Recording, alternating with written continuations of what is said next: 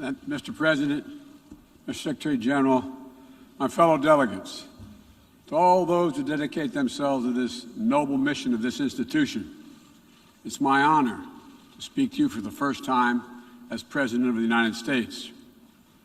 We meet this year in a moment of intermingled with great pain and extraordinary possibility. We've lost so much to this devastating pandemic that continues to claim lives around the world and impact so much on our existence. We're mourning more than 4.5 million people, people of every nation, from every background. Each death is an individual heartbreak, but our shared grief is a poignant reminder that our collective future will hinge on our ability to recognize our common humanity and to act together. Ladies and gentlemen, this is the clear and urgent choice that we face here at the dawning of what must be a decisive decade for our world. A decade that will quite literally determine our futures. As a global community, we're challenged by urgent and looming crises, wherein lie enormous opportunities if we can summon the will and resolve to seize these opportunities. Will we work together to save lives, defeat COVID-19 everywhere, and take the necessary steps to prepare ourselves for the next pandemic, for there will be another one? Or will we fail to harness the tools at our disposal as the more virulent and dangerous variants take hold? Will we meet the threat of the challenging climate we're all feeling, already ravaging every part of our world with extreme weather? Or will we suffer the merciless march of ever-worsening droughts and floods, more intense fires and hurricanes, longer heat waves, and rising seas? Will we affirm and uphold the human dignity and human rights under which nations in common cause more than 7 decades ago formed this institution? Will we apply and strengthen the core tenets of the international system, including the UN Charter and the Universal Declaration of Human Rights, as we seek to shape the emergence of new technologies and deter new threats? Or will we allow those universal principles to be trampled and twisted in the pursuit of naked political power? In my view, how we answer these questions in this moment, whether we choose to fight for our shared future or not, will reverberate for generations yet to come. Simply put, we stand, in my view, at an inflection point in history. And I'm here today to share with you how the United States intends to work with partners and allies to answer these questions, and the commitment of my new administration to help lead the world toward a more peaceful, prosperous future for all people. Instead of continuing to fight the wars of the past, we are fixing our eyes on devoting our resources to the challenges that hold the keys to our collective future.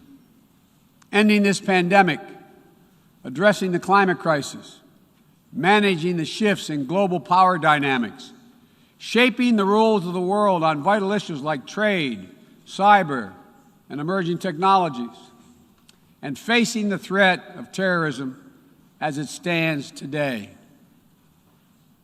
We've ended 20 years of conflict in Afghanistan, and as we close this period of relentless war, we're opening a new era of relentless diplomacy, of using the power of our development aid to invest in new ways of lifting people up around the world, of renewing and defending democracy, of proving that no matter how challenging or how complex the problems we're going to face, government by and for the people is still the best way to deliver for all of our people. And as the United States turns our focus to the priorities and the regions of the world, like the Indo-Pacific, that are most consequential today and tomorrow, we'll do so with our allies and partners through cooperation at multilateral institutions like the United Nations, to amplify our collective strength and speed our progress toward dealing with these global challenges. It is a fundamental truth of the 21st century within each of our countries and as a global community that our own success is bound up in others succeeding as well. To deliver for our own people, we must also engage deeply with the rest of the world. To ensure that our own future, we must work together with other partners, our partners, toward a shared future. Our security, our prosperity, and our very freedoms are interconnected, in my view, as never before. And so, I believe we must work together as never before. Over the last 8 months, I prioritized rebuilding our alliances, revitalizing our partnerships, and recognizing they are essential and central to America's enduring security and prosperity. We have reaffirmed our sacred NATO alliance to Article 5 commitment.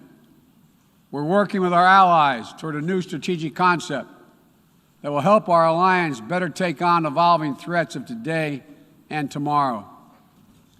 We renewed our engagement with the European Union, a fundamental partner in tackling a full range of significant issues facing our world today.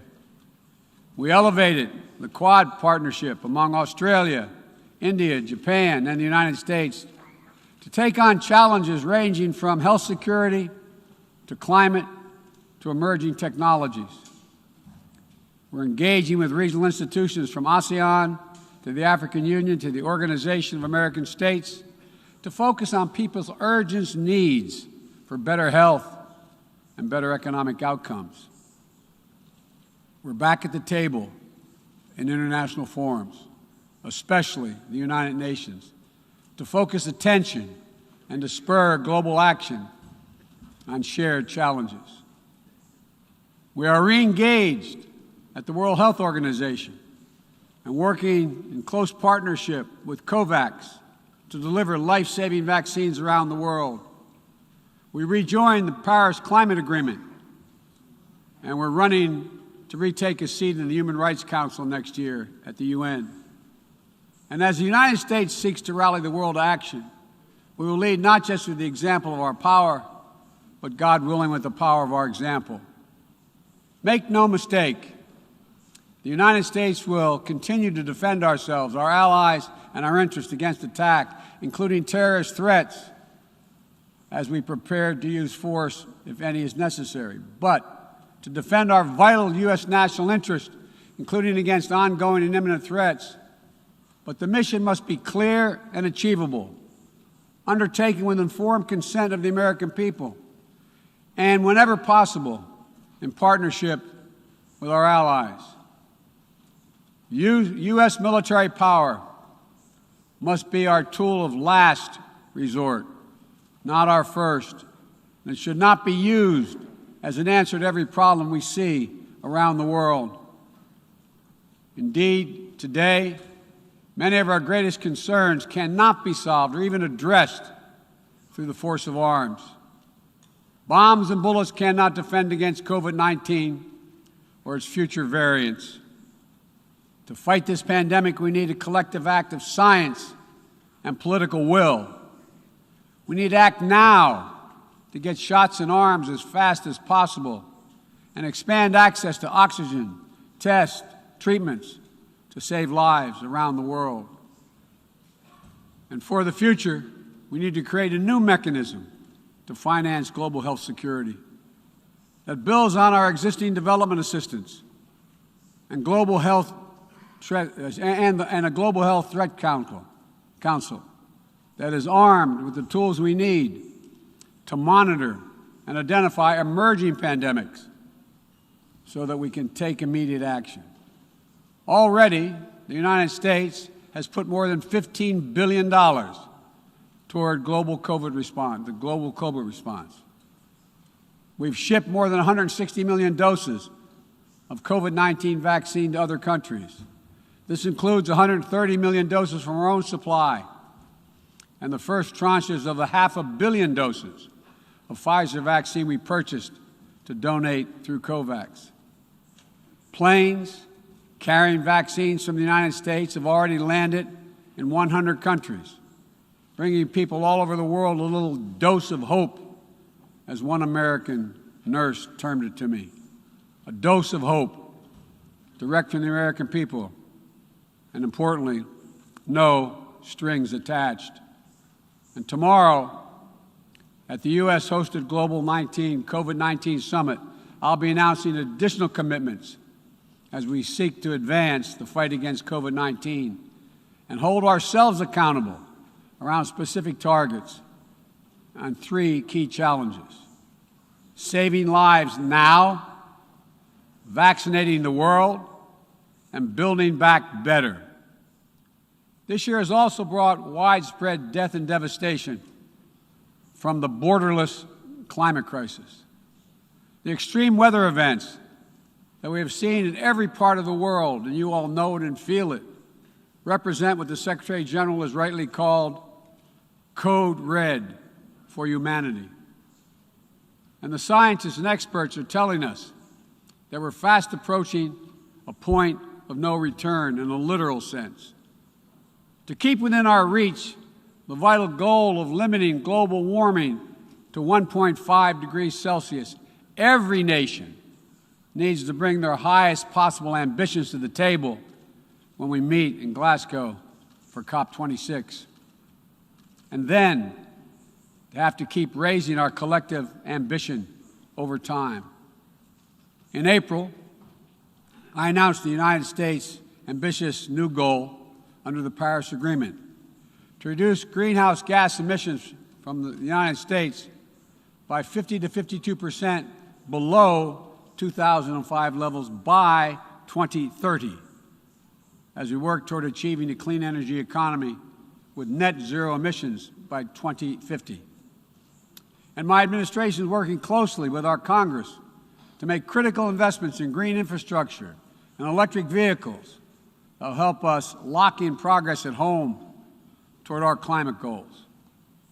And the best part is, making these ambitious investments isn't just good climate policy, it's a chance for each of our countries to invest in ourselves and our own future.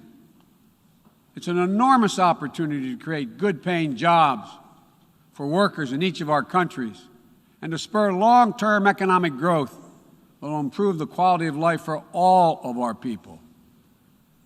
We also have to support the countries and people that will be hit the hardest and that have the fewest resources to help them adapt. In April, I announced the United States will double our public international financing to help developing nations tackle the climate crisis. And today, I'm proud to announce that we'll work with the Congress to double that number again, including for adaptation efforts. This will make the United States a leader in public climate finance, and with our added support, together with increased private capital and from other donors, we'll be able to meet the goal of mobilizing $100 billion to support climate action in developing nations. As we deal with these crises, we're also encountering a new era, an era of new technologies and possibilities that have potential to release and reshape every aspect of human existence. And it's up to all of us to determine whether these technologies are a force to empower people or to deepen repression. As new technologies continue to evolve, we'll work together with our democratic partners to ensure that new advances in areas from biotechnology to quantum computing, 5G, artificial intelligence, and more are used to lift people up, to solve problems, and advance human freedom, not to suppress dissent or target minority communities. And the United States intends to make a profound investment in research and innovation, working with countries at all stages of economic development to develop new tools and technologies to help us tackle the challenges of this second quarter of the 21st century and beyond. We're hardening our critical infrastructure against cyber attacks, disrupting ransomware networks, and working to establish clear rules of the road for all nations as it relates to cyberspace. We'll reserve the right to respond decisively to cyber attacks that threaten our people, our allies, or our interests. We will pursue new rules of global trade and economic growth that strive to level the playing field so that it's not artificially tipped in favor of any one country at the expense of others. And every nation has the right and opportunity to compete fairly. We will strive to ensure that basic labor rights, environmental safeguards, and intellectual property are protected, and that the benefits of globalization are shared broadly throughout all our societies. We'll continue to uphold the long-standing rules and norms that have formed the guardrails of international engagement for decades, that have been essential to the development of nations around the world. Bedrock commitments like freedom of navigation, adherence to international laws and treaties, support for arms control measures that reduce the risk and enhance transparency. Our approach is firmly grounded and fully consistent with the United Nations mission and the values we've agreed to when we drafted this charter. These are commitments we all made and that we're all bound to uphold. And as we strive to deal with these urgent challenges, whether they're long-standing or newly emerging, we must also deal with one another. All of the major powers of the world have a duty, in my view, to carefully manage their relationships so they do not tip from responsible competition to conflict. The United States will compete, and will compete vigorously, and lead with our values and our strength. We'll stand up for our allies and our friends and oppose attempts by stronger countries to dominate weaker ones, whether through changes to territory by force, economic coercion, technical exploitation, or disinformation. But we're not seeking, say it again, we are not seeking a new Cold War or a world divided into rigid blocs. The United States is ready to work with any nation that steps up and pursues peaceful resolution to shared challenges, even if we have intense disagreements in other areas, because we'll all suffer the consequences of our failure if we do not come together to address the urgent threats like COVID-19 and climate change, or enduring threats like nuclear proliferation. The United States remains committed to preventing Iran from gaining a nuclear weapon. We're working with the P5+1 to engage Iran diplomatically and to seek a return to JCPOA. We're prepared to return to full compliance if Iran does the same. Similarly, we seek serious and sustained diplomacy to pursue the complete denuclearization of the Korean Peninsula. We seek concrete progress toward an available plan with tangible commitments that would increase stability on the peninsula and in the region, as well as improve the lives of the people in the Democratic People's Republic of Korea. We must also remain vigilant to the threat of terror that terrorism poses to all our nations, whether emanating from distant regions of the world or in our own backyard. We know the bitter sting of terrorism is real. We've almost all experienced it. Last month, we lost 13 American heroes and almost 200 innocent Afghan civilians in a heinous terrorist attack at the Kabul airport. Those who commit acts of terrorism against us will continue to find a determined enemy in the United States. The world today is not the world of 2001, though. And the United States is not the same country we were when we were attacked on 9/11 20 years ago. Today, we're better equipped to detect and prevent terrorist threats, and we are more resilient in our ability to repel them and to respond. We know how to build effective partnerships to dismantle terrorist networks, by targeting their financing and support systems, countering their propaganda, preventing their travel, as well as disrupting imminent attacks. We'll meet terrorist threats that arise today and in the future with a full range of tools available to us, including working in cooperation with local partners so that we need not be so reliant on large-scale military deployments. One of the most important ways we can effectively enhance security and reduce violence is by seeking to improve the lives of the people all over the world who see that their governments are not serving their needs. Corruption fuels inequality, siphons off a nation's resources, spreads across borders, and generates human suffering, is nothing less than a national security threat in the 21st century. Around the world, we're increasingly seeing citizens demonstrate their discontent, seeing the wealthy and well-connected grow richer and richer, taking payoffs and bribes, operating above the law, while the vast majority of the people struggle to find a job or put food on the table, or to get their businesses off the ground, or simply send their children to school. People have taken to the streets in every region to demand that their governments address people's basic needs, give everyone a fair shot to succeed, and protect their God-given rights. And in that chorus of voices across languages and continents, we hear a common cry, a cry for dignity, simple dignity. As leaders, it's our duty to answer that call, not to silence it. The United States is committed to using our resources and our international platform to support these voices, listen to them, partner with them to find ways to respond that advance human dignity around the world. For example, there's an enormous need for infrastructure in developing countries.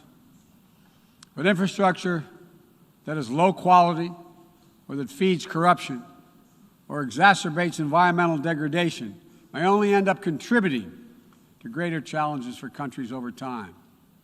Done the right way, however, with transparent, sustainable investment in projects that respond to the country's needs and engage their local workers to maintain high labor and environmental standards, infrastructure can be a strong foundation that allows societies in low and middle-income countries to grow and to prosper. That's the idea behind the Build Back Better world. And together with the private sector and our G7 partners, we aim to mobilize hundreds of billions of dollars in infrastructure investment. We will also continue to be the world's largest contributor to humanitarian assistance, bringing food, water, shelter, emergency health care, and other vital life-saving aid to millions of people in need. When the earthquake strikes, the typhoon rages, or disaster anywhere in the world, the United States shows up. We'll be ready to help.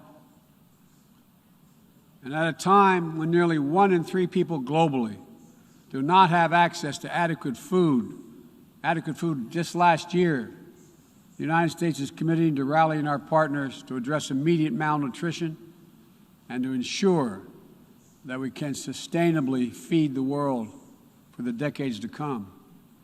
To that end, the United States is making a $10 billion commitment to end hunger and invest in food systems at home and abroad. Since 2000, the United States government has provided more than $140 billion to advance health and strengthen health systems, and we will continue our leadership to drive these vital investments to make people's lives better every single day. Just give them a little breathing room. And as we strive to make lives better, we must work with renewed purpose to end the conflicts that are driving so much pain and hurt around the world. We must redouble our diplomacy and commit to political negotiations, not violence, as a tool of first resort. To manage tensions around the world, we must seek a future of greater peace and security for all people of the Middle East. The commitment of the United States to Israel's security is without question, and our support for an independent Jewish state is unequivocal. But I continue to believe that a two-state solution is the best way to ensure Israel's future as a Jewish democratic state, living in peace alongside a viable, sovereign, and democratic Palestinian state. We're a long way from that goal at this moment, but we must never allow ourselves to give up on the possibility of progress. We cannot give up on solving raging civil conflicts, including in Ethiopia and Yemen, where fighting between warring parties is driving famine, horrific violence, human rights violations against civilians, including the unconscionable use of rape as a weapon of war. We'll continue to work with the international community to press for peace and bring an end to this suffering. As we pursue diplomacy across the board, the United States will champion the democratic values that go to the very heart of who we are as a nation and a people: freedom, equality, opportunity, and a belief in the universal rights of all people. It's stamped into our DNA as a nation, and critically, it's stamped into the DNA of this institution, the United States. We sometimes forget. I quote the opening words of the Universal Declaration of Human Rights, quote, "The equal and inalienable rights of all members of the human family is the foundation of freedom, justice, and peace in the world." The founding ethos of the United Nations places the rights of individuals at the center of our system. And that clarity and vision must not be ignored or misinterpreted. The United States will do our part, but will be more successful and more impactful if all of our nations are working toward the full mission to which we are called. That's why more than 100 nations united again around a shared statement, and the Security Council adopted a resolution outlining how we'll support the people of Afghanistan moving forward, laying out the expectations to which we'll hold the Taliban when it comes to respecting universal human rights.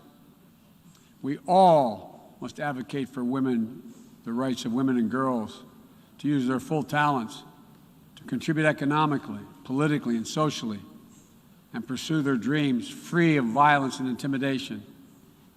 From Central America to the Middle East to Africa to Afghanistan, wherever it appears in the world.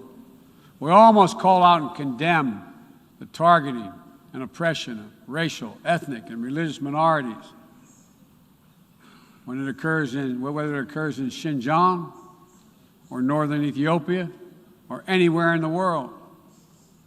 We all must defend the rights of LGBTQI individuals so they can live and love openly without fear, whether it's Chechnya or Cameroon or anywhere. As we steer our nations toward this inflection point and work to meet today's fast-moving, cross-cutting challenges, let me be clear. I am not agnostic about the future we want for the world. The future will belong to those who embrace human dignity, not trample it. The future will belong to those who unleash the potential of their people, not those who stifle it. The future will belong to those who give their people the ability to breathe free, not those who seek to suffocate their people with an iron hand. Authoritarianism, the authoritarianism of the world, may seek to proclaim the end of the age of democracy, but they're wrong. The truth is, the democratic world is everywhere. It lives in the anti-corruption activists, the human rights defenders, the journalists, the peace protesters. On the front lines of this struggle in Belarus, Burma, Syria, Cuba, Venezuela, and everywhere in between. It lives in the brave women of Sudan who withstood violence and oppression to push a genocidal dictator from power and who keep working every day to defend their democratic progress.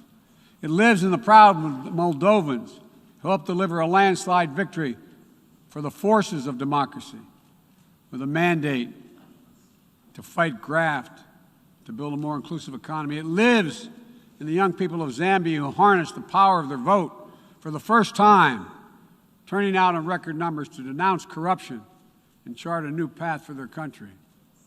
And while no democracy is perfect, including the United States, we'll continue to struggle to live up to the highest ideals to heal our divisions. And we face down violence and insurrection.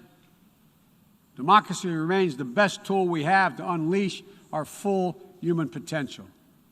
My fellow leaders, this is a moment where we must prove ourselves the equals of those who come before us, who with vision and values and determined faith in our collective future built our United Nations, broke the cycle of war and destruction, and laid the foundations for more than 7 decades of relative peace and growing global prosperity. Now, we must again come together to affirm the inherent humanity that unites us is much greater than any outward divisions or disagreements. We must choose to do more than we think we can do alone, so that we'll accomplish what we must together. Ending this pandemic and making sure we're better prepared for the next one. Staving off climactic climate change and increasing our resilience to the impacts we already are seeing. Ensuring a future where technologies are a vital tool to solving human challenges and empowering human potential, not a source of greater strife and repression. These are the challenges that we will determine what the world looks like for our children and our grandchildren and what they'll inherit. We can only meet them by looking to the future. I stand here today for the first time in 20 years with the United States not at war. We've turned the page. All the unmatched strength, energy, and commitment, will, and resources of our nation are now fully and squarely focused on what's ahead of us, not what was behind. I know this. As we look ahead, we will lead. We will lead on all the greatest challenges of our time, from COVID to climate, peace and security, human dignity and human rights, but we will not go it alone. We will lead together with our allies and partners and in cooperation with all those who believe as we do that this is within our power to meet these challenges, to build a future that lifts all of our people and preserves this planet. But none of this is inevitable. It's a choice. And I can tell you where America stands. We will choose to build a better future. We, you and I, we have the will and capacity to make it better. Ladies and gentlemen, we cannot afford to waste any more time. Let's get to work. Let's make our better future now. We can do this. It's within our power and capacity. Thank you. God bless you all.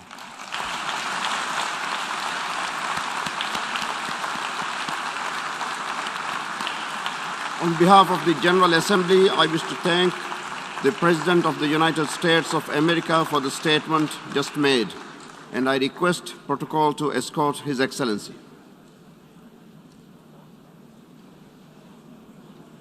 May I request representatives to remain seated while we suspend the meeting for 5 minutes before resuming to hear the next speaker.